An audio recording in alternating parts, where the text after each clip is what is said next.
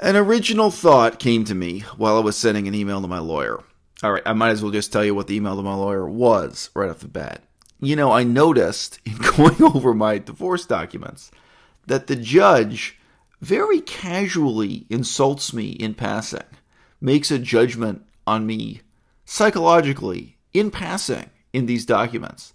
And I've vaguely alluded to this here on YouTube before, and I wondered if it was based on, at that time, looking up YouTube videos about me. Where does this come from? But it says just in passing so casually that you're like, well, yeah, this guy, he kind of may have some problems.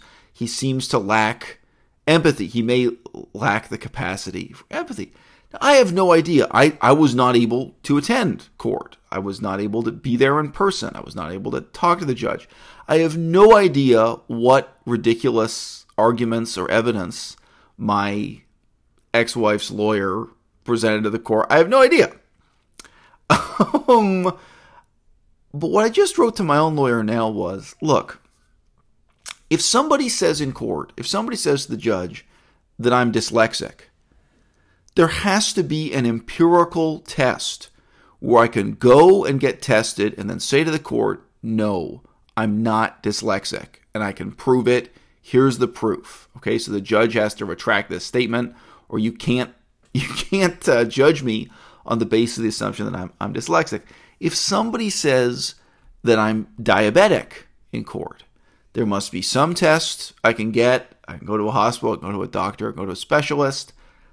They can put me through some series of trials and then give this official verdict to the court. No, this person is not diabetic. How is it that in all of Western culture and Western civilization, we've just become resigned to this idea that there are all of these really deeply judgmental psychoanalytic terms circulating? Whether the terms specifically come from the DSM-5, whether they come from biopsychiatry, psychoanalysis, various other schools of psychology, doesn't really matter for the purpose of this video. I'm treating them all in one category. The influence of pop psychology on pop culture.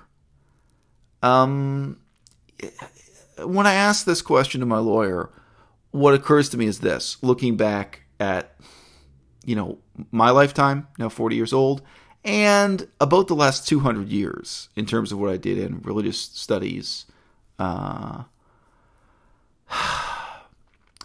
Within the last 200 years, there's really only been one new idea in new religious movements. New religious movements, this is the polite academic phrase used for cults, cult studies, this kind of thing.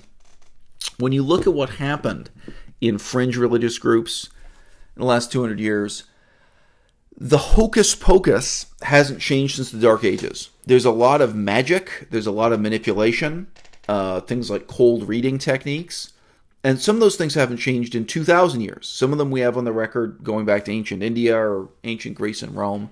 To give you an example, people sit in a waiting room, waiting to see the great guru, the great master, talking about their problems. And maybe this waiting room, the walls appear to be marble, and there are statues, appear to be solid stone hallway. But in fact, there's a little cubby hole where someone can listen into their conversation while they're waiting to see the guru. And then when they go in to see the guru, miraculously, the guru seems to be able to read their minds, or he interprets some signs and portents, and he seems to know exactly what their problems are. He seems to know exactly what worries they have in their mind. And the magic was you had someone listening into their conversation before they came in for the interview. A lot of those things have been documented going back centuries and centuries, and those didn't change. The one thing that was really new in religion in the last 200 years was exactly psychoanalysis, psychology, psychiatry, this shared vocabulary and approach to problem solving, popular psychology, right? What I've seen in the transition to the social media era is that the type of bullying, interrogation, and cross-examination that used to go on only inside psychoanalytic cults.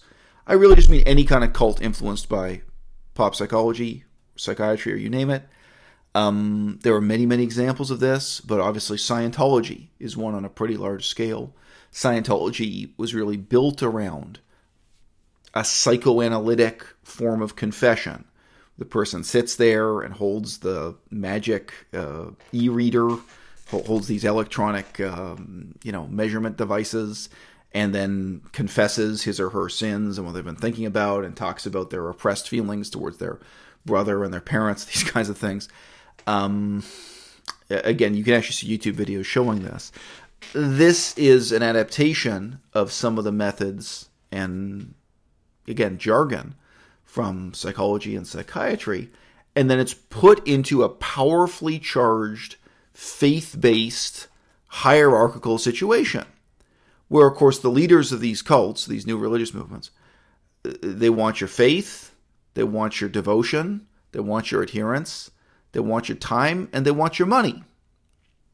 In the end, it's about getting people to believe enough to donate money so you can act out the whole pantomime again. And groups like Scientology managed to collect quite a lot of money through these types of dialogues. So the one thing that's really been new in the last 200 years in religion, and again, Scientology is not the only example, certainly within Buddhism, within various forms of Asian religion, you got to see the appropriation and adaptation of concepts, sometimes directly from Sigmund Freud, like sometimes from a specific source like that, sometimes from pop psychology in general. And of course, you'd get the repackaging of some elements of traditional Buddhism, but you'd also just get complete innovation and direct imitation. I would also say the creation of transcendental meditation as a product marketed to white Americans. This is another example of this. There are many. What I see now in the era of social media is that this same style of interrogation, cross-examination, and judgment is not happening in a confessional booth, is not happening in the privacy of a cult leader talking to a cult member, or this kind of hierarchical arrangement that so many new religious groups had. It's become a popular sport on the internet, where, I mean, they're the most vocal minority here on the internet. It's not everybody. It's not a huge part of our population. But it's a minority of our culture that casts a really long shadow. And you see people on anonymous message boards like Reddit who just spend hours and hours of their day reading about other people's psychological problems or their complaints about their lives and casting judgment and casting aspersions. This may sometimes be in the form of giving advice. People who come here on YouTube and through YouTube comments or responses, on Facebook even, which is less anonymous. And, I mean, in a strange sense, I feel like this trickles up to a judge in a court of law who feels no shame in just casually and in passing suggesting, I mean, not only with no diagnosis, with no evidence, nothing was considered, without talking to me once, without meeting me, without any statement from any psychiatrist, with no relevant evidence of any kind, again, unless this judge had checked out my YouTube channel or something and didn't want to admit what her sources were, that a judge would so casually cast this type of damning aspersion on someone to say that they feel no empathy, and then for there to be no way for that to be falsified. These mysterious, mental conditions that people take such delight in accusing one another of having, being a narcissist, being a sociopath, having no empathy, if it can't be falsified, if there's no way I can clear my name in the same sense that I can clear my name of the allegation that I have diabetes, that I can clear my name of the allegation that I have dyslexia, because I can go and get a test that proves either I'm dyslexic or I'm not, or I'm a little bit dyslexic or I'm a lot dyslexic. If there is no test, if there are no verifiable criteria, how is this different from Catholics in a small village in the Dark Ages weighing up one another's souls. How is this different in principle? I really mean this. From what went on in the Salem witch trials. When people would interpret a sign, such as the fact that a young woman was alone in a barn when a single large black fly was lazily dancing in the sunlight, when they would try to interpret this as indicating, the evils in her soul and the witchcraft. That's a real example. If you read testimony from Salem witch trials, they're often interpreting very symbolic and very peculiar things. I read an account of a murder in a small town in northern Laos, where I was doing research, was interested in history and culture, where it came down to an interpretation of someone's dream. Someone had a dream that someone else was a witch, basically, was somehow connected to black magic, demons, dark forces, or something. My problem here ultimately is not with the ontological claim that narcissism is real or that empathy exists as something that can be scientifically tested and proven to have a presence or an absence. Is not really what I'm questioning. What I'm questioning is the mentality of an audience, and an audience that I see on social media all around the world. An audience that has been trained to delight in really playing the role of the Spanish Inquisition. But unlike the Spanish Inquisition, from what I see, it really seems like the Inquisition never ends. The goalposts keep moving. If people can't prove that I'm a narcissist, or if they can't prove that I lack empathy, then they're going to try to prove that I don't speak Chinese well enough. They're going to try to prove that I was lying about the job I had in China.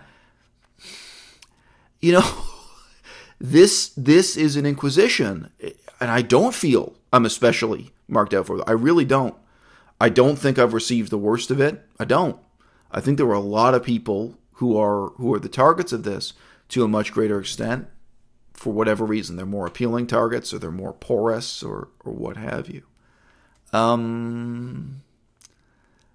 Most people want to re-examine the legacy of the last 200 years in the development of biopsychiatry.